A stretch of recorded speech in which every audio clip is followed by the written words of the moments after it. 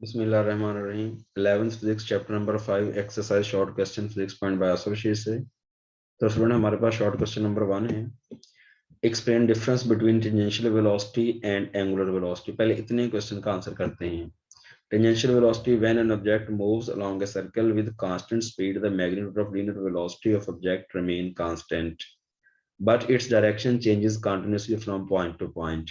कोई भी बॉडी जब हमारे सर्कल में मूव करती है तो उसकी मैग्नीट्यूड जो है वेलोसिटी की वो कांस्टेंट रहती है, लेकिन जो उसकी डायरेक्शन होती है वो पॉइंट टू पॉइंट चेंज करती है। The direction of linear velocity is always along the tangent at any point of the circle. अगर यहाँ ये टेंजेंट ड्रॉ किया तो इस टेंजेंट की डायरेक्शन में वेलोसिटी की डायरेक्शन इधर लेनी है। यहाँ जो टेंजेंट ड्रॉ किया तो इस डायरेक्शन में हमने वेलोसिटी की डायरेक्शन कंसीडर करनी है। This linear velocity is known as tangential velocity. जो टेंजेंट टू सर्कल होती है उसको हम टेंजेंशियल वेलोसिटी का नेम देते हैं। एंगुलर वेलोसिटी क्या होगी? The rate of change of angular displacement of A particle moving along a curved path और सर्कुलर पाथ, उसको हम कहेंगे angular velocity. Rate of change of angular displacement, angular displacement को हम डेल्टा थीटा के साथ चेंज शो किया हुआ है और डेल्टा टी उसका टाइम है। तो थीटा एंगल को रिप्रेजेंट कर रहा है, ये एंगुलर वेलोसिटी के लिए ओमेगा सिंबल यूज किया मैंने। अगर हमारे पास रिलेशन देखेंगे v is equal to R omega, the direction of angular velocity is perpendicular to plane of motion. जिस प्लेन में पार्टिकल मोशन मूव कर, से दैट पार्टिकल मूव कर रहा है हमारा एक्स प्लेन में, तो डायरेक्शन ऑफ एंगुलर वेलोसिटी उसके परपेंडिकुलर मतलब y की डायरेक्शन में होगी।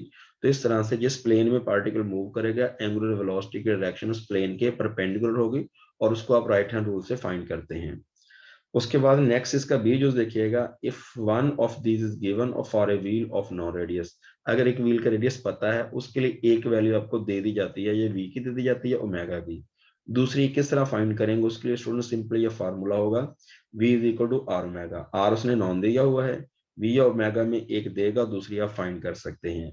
अगर वो कहे ओमेगा फाइंड करें, v आपको 25 है, रेडियस आपका 2 मीटर है, तो ओमेगा इज इक्वल टू क्या आ जाएगा, v ओवर r। इस रिलेशन से आप आसानी से कैलकुलेट कर सकते हैं। ये शॉर्ट क्वेश्चन नंबर 1 था। शॉर्ट क्वेश्चन नंबर 2 देखिएगा, what is meant by centripetal force. पहले इतने का आंसर कर लें, उसके बाद बीजूस देखेंगे इसका भी। When a body moves in a circle with constant speed, the force which keeps the body moving in a circular path and always directed towards center of a circle is called centripetal force. Simple formula इसका होगा F is equal to M V square over R. अभी हमने 1 5.1 में पढ़ा है V is equal to R omega. यहाँ V square है तो क्या आएगा, आर स्क्वायर ओमेगा स्क्वायर। एक आर से एक आर कट जाएगा तो यहाँ पे एम ओमेगा स्क्वायर आर। ये सेकंड जो फॉर्मूला सेंट्रीपिटल फोर्स का in term of angular motion होगा। ये सिंपल केस में हम M V square over R लेते हैं, एंगुलर में एम ओमेगा स्क्वायर आर लेते हैं। बीजूस देखिएगा इसका, why it must furnish to an object if the object is allowed to move in a circular path। इसका आंसर देखिएगा, without of this force nobody can move in a circular path। अगर centripetal force नहीं होगी तो कोई body भी circular track पर move नहीं कर सकती। For uniform circulation motion, it must be under the continuous influence of some force that changes the direction of velocity at every instant। तो किसी भी बॉडी को सर्कल में मूव करने के लिए कोई ऐसी न ऐसी फोर्स लाजमी चाहिए जो हर पॉइंट पर वेलोसिटी की डायरेक्शन को चेंज कर सके। The centripetal force is always needed if the particle is to be maintained in the circular path। तो इसलिए हमें उसको डायरेक्शन चेंज करके एक्सेलरेशन प्रोड्यूस करवाने के लिए कोई ऐसी फोर्स चाहिए थी जो पार्टिकल को सर्कल में मूव करवाए। इसलिए सर्कुलर ट्रैक पर मूव करने के लिए सेंट्रीपिटल फोर्स इंतहाई जरूरी है, अदरवाइज पार्टिकल सेंट्रीपिटल फोर्स के अलावा सर्कल में मूव नहीं कर सकता। यह था शॉर्ट क्वेश्चन नंबर आपका 5.2। नेक्स्ट वन 5.3 है, इंतहाई इंपॉर्टेंट शॉर्ट क्वेश्चन है बोर्ड के लिहाज से। What is meant by moment of inertia experience significance. तो सिग्निफिकेंट तो बाद में देखेंगे इसकी, पहले हम देखें मोमेंट ऑफ इनर्शिया क्या है। Tendency of body to maintain its state of uniform angular motion is called moment of inertia. कि कोई भी बॉडी अगर एंगुलर मोशन परफॉर्म कर रही है उसका मोमेंट ऑफ इनर्शिया कह देते हैं। सिंपल इसकी डेफिनेशन क्या होगी, product of mass and square of perpendicular distance from axis of rotation is called moment of inertia. ये इसका फॉर्मूला है। वैसे तो ये इतना काफी मोमेंट ऑफ इनर्शिया की डेफिनेशन में, मैंने थोड़ा सा एक्सप्लेन कर दिया, इसको भी देख लें आप। if rigid body is made up of n number of particles of different particles, जैसा कि डिफरेंट मैसेज हैं सॉरी और डिफरेंट उनके डिस्टेंसेज हैं। मैसेज मैंने ये लाइन नीचे लिखनी थी, ये जगह थोड़ी सी इसलिए मैंने ऊपर लिखी थी। इसके मैसेज m1 से लेकर mn तक का, डिस्टेंसेज r1 से लेकर rn तक होंगे। और उसके बाद अगर हम मोमेंट ऑफ इनर्शिया निकालेंगे फॉर फर्स्ट मास का, चूंकि रिजिड बॉडी वो बॉडी होती है जिस पर आप फोर्स लगाते हैं, पार्टिकल जगह तो चेंज नहीं करते, लेकिन रिजिड बॉडी के अंदर इन्फिनिट पार्टिकल होते हैं। कुछ पार्टिकल एक्सिस ऑफ रोटेशन करीब होंगे, कुछ पार्टिकल एक्सिस ऑफ रोटेशन से दूर होते हैं।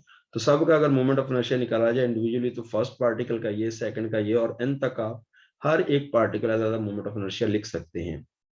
अगर उसको हम सिग्मा के फॉर्म में लिखेंगे, साइन को कहते हैं सिग्मा, और जो समेशन के लिए यूज करते हैं, समेशन नहीं कहते, साइन सिग्मा है, समेशन के लिए यूज करते हैं। इनिशियल लिमिट होगी आई इज इक्वल टू 1, मतलब फर्स्ट पार्टिकल ए ले रहे हैं, I is equal to 1 initial particle, और अपर लिमिट कहां तक जा रहे हैं, nth पार्टिकल तक। तो यहाँ पे टोटल मास के लिए general term m ith use करेंगे, टोटल डिस्टेंस के लिए general term r ith use करेंगे। तो moment of inertia summation form में I is equal to sigma i is equal to 1 से लेकर n तक m i r i square. तो ये मोमेंट ऑफ इनर्शिया का फार्मूला होगा समेशन फॉर्म में। अब उसकी सिग्निफिकेंस बतानी है, फिजिकल सिग्निफिकेंस इसके देखें। Moment of inertia of rotating body is analogous to mass of a body in linear motion. तो moment of inertia role play करता है रोटेटिंग बॉडी में, और मास रोल प्ले करता है हमारा जो है वो लीनियर मोशन के अंदर है, बिल्कुल उसी के एनालॉगस होता है ये। Hence moment of inertia may be describe as rotational mass of body. जब बॉडी रोटेट कर रही है, जो रोटेटिंग बॉडी का जो मास है वो मोमेंट ऑफ इनर्शिया के फॉर्म में हम कंसीडर कर सकते हैं। The moment of inertia play same role in angular motion as mass play in linear motion. जैसे लीनियर मोशन के अंदर मास की मदद से हम एक्सेलरेशन लीनियर फाइंड कर सकते हैं और उसकी फोर्स देख सकते हैं कितनी लग रही है, इस तरह हम एंगुलर मोशन के अंदर एंगुलर हमारे पास जो मोमेंट ऑफ इनर्शिया है उसकी मदद से हम एंगुलर एक्सेलरेशन को डिटरमिन कर सकते हैं। ये स्टूडेंट शॉर्ट क्वेश्चन नंबर 5.3 था, इंतहाई इंपॉर्टेंट है ये भी। 5.4 इसके एजूस देखें। What is meant by angular momentum. Angular momentum की 3 डेफिनेशन में लिखी है यहाँ पे। पहला, momentum of rotating body is called angular momentum. Paper में अगर आपसे पूछा जाता है what is physical meaning of angular momentum, बच्चे जो उठा के डेफिनेशन नीचे ये नहीं लिखनी। फिजिकल मीनिंग आए तो ये सिर्फ रेड कलर और लाइन लिखनी है, momentum of rotating body is called angular momentum. अगर सिंपल डिफाइन है फिर नीचे वाला भी यूज कर सकते हैं, wording of angular momentum of particles defined as a product of position vector r with respect to axis of rotation. कि कोई एक्सिस ऑफ रोटेशन से r डिस्टेंस पर हम फोर्स लगा रहे हैं और उसके ऊपर मोमेंटम p एक्ट कर रहा है, तो हम मोमेंटम p और r का जो क्रॉस प्रोडक्ट लेते हैं ये हमें क्या देगा, angular momentum L is equal to r cross p। Simple wording में देखो, cross product of position vector r and linear momentum p is called angular momentum. तो एंगुलर मोमेंटम एक वेक्टर क्वांटिटी होती है, डायरेक्शन इसकी आप राइट हैंड रूल से follow कर सकते हैं। तो इसके बाद अगर इसके अंदर इसको खत्म कर दीजिए क्रॉस को, तो L is equal to r p sine theta, और पी हमेशा परपेंडिकुलर होंगे, एंगल 90 होगा, इसलिए इसको हम आर पी भी लिख सकते हैं। P is equal to m भी होगा, L is equal to r m v भी लिख सकते हैं। वैसे इतना काफी है क्वेश्चन 1 तक। इस फॉर्म में भी आ सकता है एमसीक्यू, इस फॉर्म में भी आ सकता है, इस फॉर्म में भी, इसलिए ये शक्लें याद रख लीजिएगा, लेकिन यहाँ तक काफी है पेपर के लिए। सेकंड डेफिनेशन इस तरह भी हो सकती है। The angular momentum is also defined as the product of moment of inertia and angular velocity L is equal to I omega। इसको भी हम बहुत ज्यादा यूज करते हैं, L is equal to I omega को, ये भी इसकी डेफिनेशन ही बनती है। इसमें याद रखिएगा मोमेंट ऑफ इनर्शिया और एंगुलर वेलोसिटी का आपस में इनवर्स रिलेशन है। जब मोमेंट ऑफ इनर्शिया ज्यादा होगा एंगुलर वेलोसिटी कम होगी, जब एंगुलर वेलोसिटी ज्यादा हो जाएगी तो इसका मतलब वहां मोमेंट ऑफ इनर्शिया कम है। ये दोनों इनवर्स रिलेटेड होते हैं, प्रोडक्ट फिजिक्स में इनवर्स रिलेशन के तौर पर डील होते हैं। वीडियोस देखिएगा इसका। Law of conservation of angular momentum. The law of conservation of angular momentum state that if no external torques act on the system, total angular momentum remain constant। ये होगा हमारा law of conservation of angular momentum. Initial से लेकर final तक वो क्या रहेगा हमारे पास, कांस्टेंट। इसके नीचे कि मैंने एक्सप्लेन किया हुआ है कि एक स्टोन को एक डोरी से बांध लेना, उसको रोटेट करवाना शुरू कर देना है।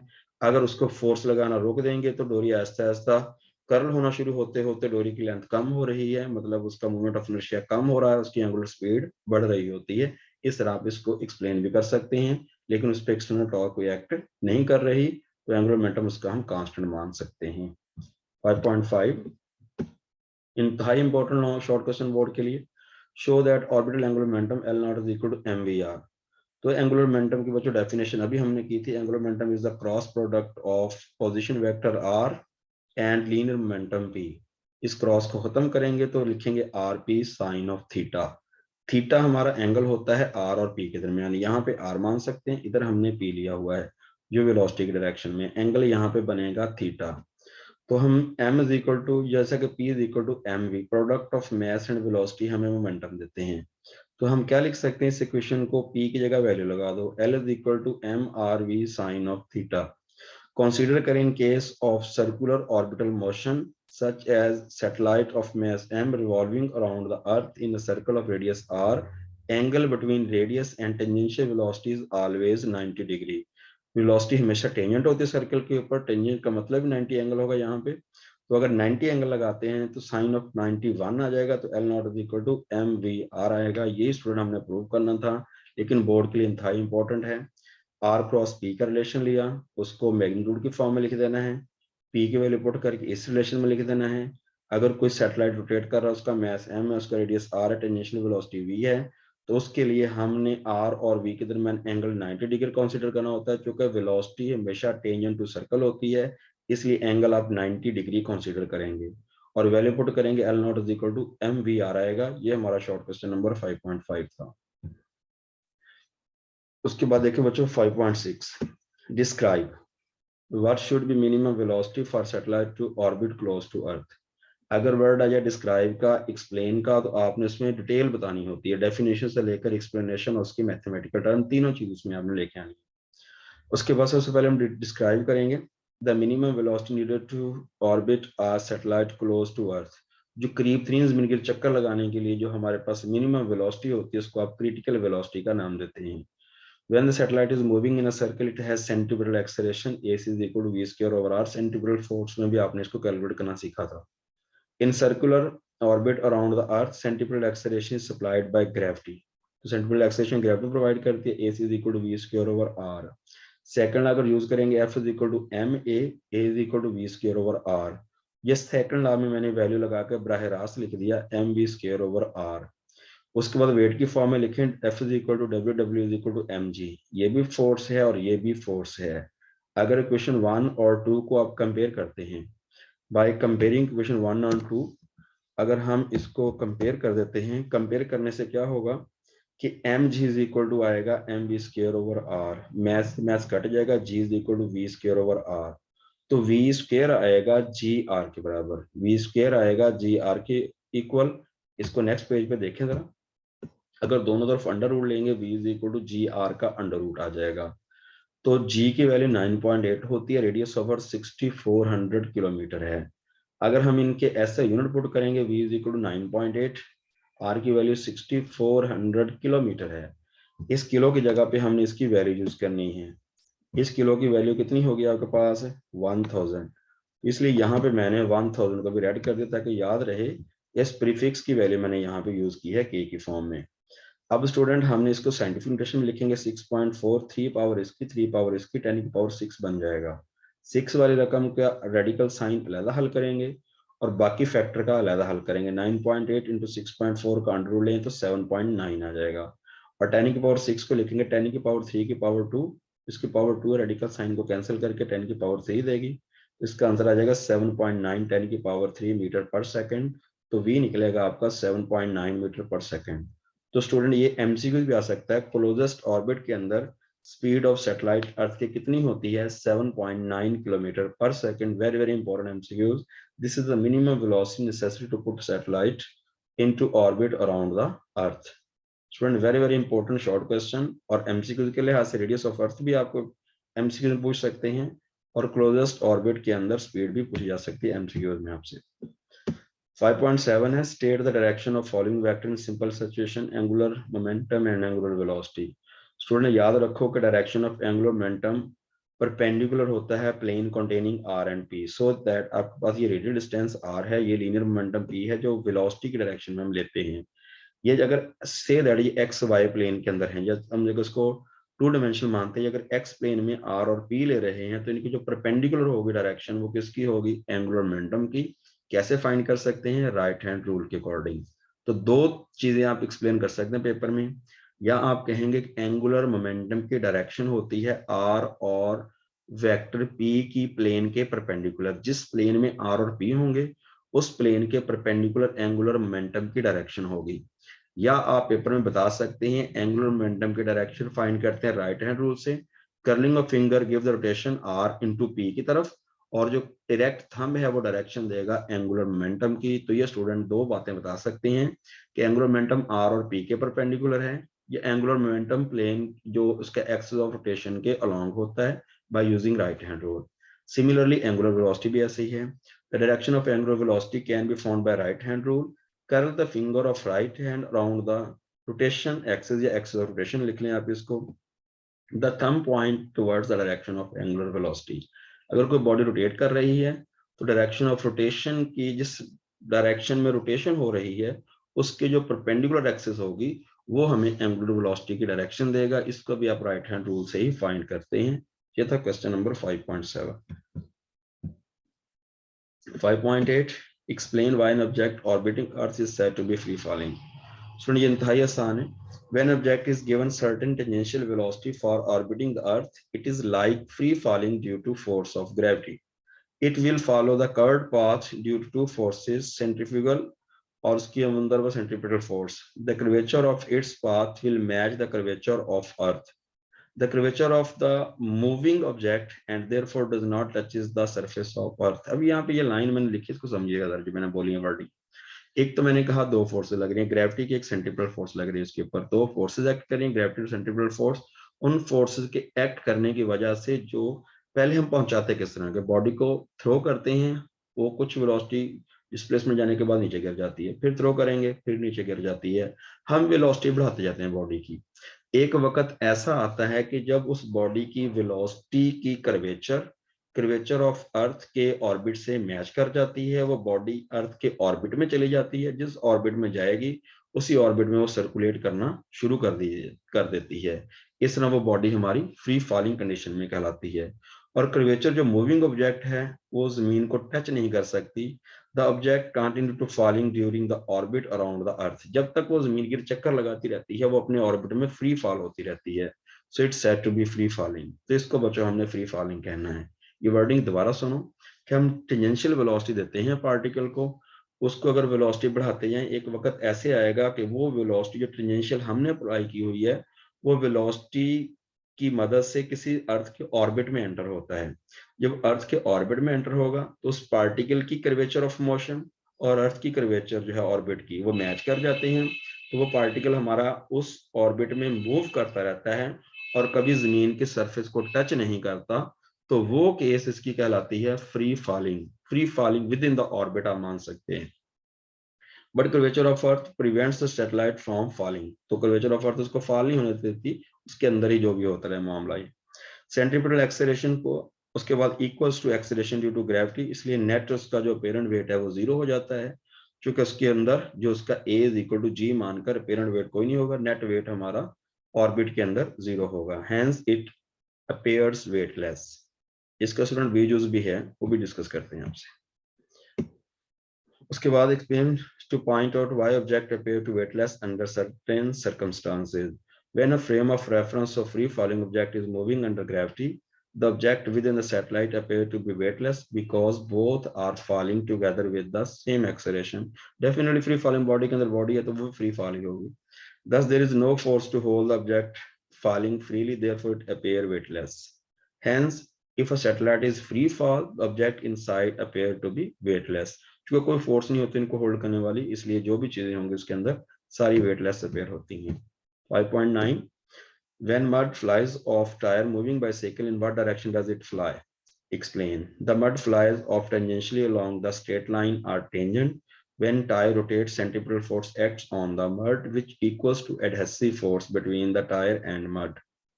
When the angular speed omega increases, centripetal force also increases.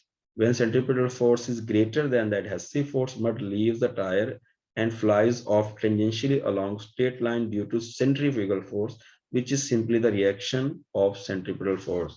ये जो मैंने बातें लिखी हैं ना, इनको जरा गौर कीजिएगा। आप फिजिकली तौर पे किसी में देख सकते हैं, जो टायर होगा टायर की सरफेस और मड के दरमियान जो फोर्स होगी वो एडहेसिव फोर्स है। जब ये रोटेट करना शुरू करेगा तो उसके साथ सेंट्रीपिटल फोर्स बढ़ती है। सेंट्रीपिटल फोर्स बढ़ने से एडहेसिव फोर्स भी बढ़ती है। लेकिन अगर एंगुलर वेलोसिटी व्हील की ज्यादा बढ़ना शुरू हो जाए तो चूंकि F is equal to M r omega square होती है, in term of angular motion centripetal force का फॉर्मूला होगा एम आर ओमेगा स्क्वायर। जब ओमेगा स्क्वायर बढ़ेगी तो उसकी सेंट्रीपिटल फोर्स बढ़ जाएगी। जब सेंट्रीपिटल फोर्स बहुत बढ़ जाती है तो उस वक्त इतनी एडहेसिव फोर्स वहां पे मौजूद नहीं रहती। सेंट्रीपिटल फोर्स बढ़ने से सेंट्रीफ्यूगल जो रिएक्शन फोर्स है वो बढ़ जाती है। तो रिएक्शन फोर्स जो होती है उस मड को लीव करेगी टेंजेंट टू द टायर। तो ये स्टूडेंट इसमें आपने आंसर करनी है, और वेरी वेरी इंपॉर्टेंट बोर्ड के लिहाज से शॉर्ट क्वेश्चन। अच्छा, ये disc and hook moving down from top of incline plane at the same time, which one will moving faster on reaching the ground? तो स्टूडेंट सिंपल रिलेशन याद रखो, hook की velocity gh का under root, disc की velocity 4gh/3 का under root. तो hook की velocity जो है वो डिस्क की वेलोसिटी से जो हमारी डिस्क की वेलोसिटी हुक की वेलोसिटी से ज्यादा होती है, क्योंकि हुक में gh का अंडर रूट है, इसमें 4/3 gh का अंडर रूट है। 4/3 का अंडर रूट लें तो 1.15 बनता है, मतलब जो डिस्क की वेलोसिटी है वो हुक से ज्यादा है। इसका आंसर पहली लाइन में ऐसे लिखा भी हुआ है मैंने, डिस्क विल मूव फास्टर, लेकिन आपने उसको मैथ में बता देना है। हुक की वेलोसिटी, डिस्क की वेलोसिटी, डिस्क की वेलोसिटी हुक की वेलोसिटी से ज्यादा है, 1.15 ग्रेटर होता है 1 से, hence disc will moving faster on reaching the ground. तो डिस्क जो है हमारी ज्यादा फास्ट मूव करती है। ये भी इंपॉर्टेंट है लेकिन इससे कम इंपॉर्टेंट है पहले वालों से। उसके बाद ये वेरी वेरी इंपॉर्टेंट है, why does the diver change his body position before diving in the pool? The diver changes body position before diving the pool because he wants to make somersaults. Somersaults कहते हैं कलाबाजियां लगाने को, अपनी body को change करता है to get some extra somersault, ज्यादा कलाबाजी लगा सके। So he curl his body to spin himself faster. The diver close his legs and arms to make smaller R. मतलब वो अपनी बॉडी को क्लोज टक पोजीशन पे लेके जाएगा, क्लोज टक पोजीशन में उसका आर रिड्यूस होगा, इसका मोमेंट ऑफ इनर्शिया कम होगा, लेकिन एंगुलर मोमेंटम कंजर्व करने के लिए उसकी जो रोटेशनल एंगुलर वेलोसिटी है वो बढ़ जाती है। अगर आर रिड्यूस होगा, मोमेंट ऑफ इनर्शिया कम होगा। प्रोडक्ट मोमेंट ऑफ इनर्शिया और ओमेगा का एंगुलर मोमेंटम जो कांस्टेंट रहनी है। अगर आर रिड्यूस हुआ, मोमेंट ऑफ इनर्शिया कम हुआ, मोमेंट ऑफ इनर्शिया कम हुआ तो एंगुलर वेलोसिटी बढ़ेगी। जब एंगुलर वेलोसिटी बढ़ेगी तो वो क्या करेगा, सम गेट करेगा एक्स्ट्रा सोमरसॉल्ट्स।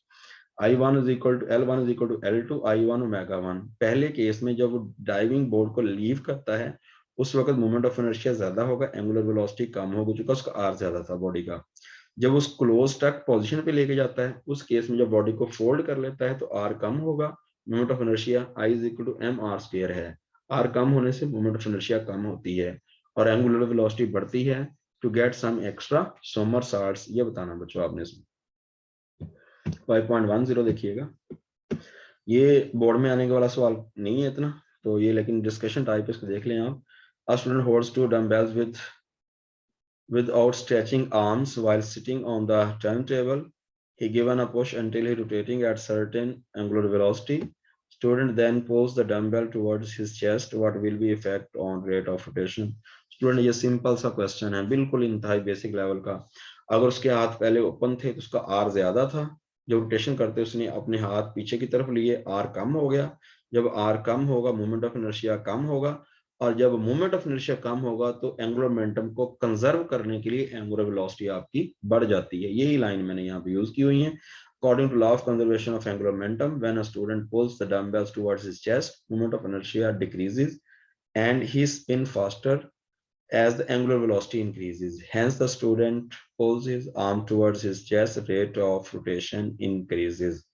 Student, last question इसके बाद, explain how much minimum geostationary satellites are required for global coverage TV transmission.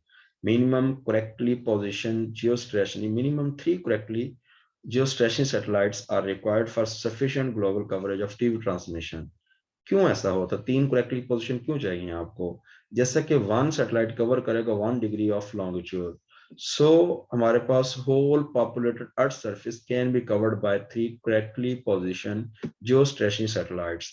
There must be 360 degree of longitude. आपको पता है कि टोटल जमीन के गिर्द अगर हम एंगल लेते हैं ना तो वो हमारा 360 डिग्री का बनता है। अगर हम 120 डिग्री पे 120 डिग्री पे 120 डिग्री पे 3 हम इस तरह की जो सैटेलाइट्स लगाएं तो पूरी दुनिया के अंदर हम कम्युनिकेशन या टीवी ट्रांसमिशन का काम ले सकते हैं। Student, Allah Hafiz. Please like share and subscribe my channel.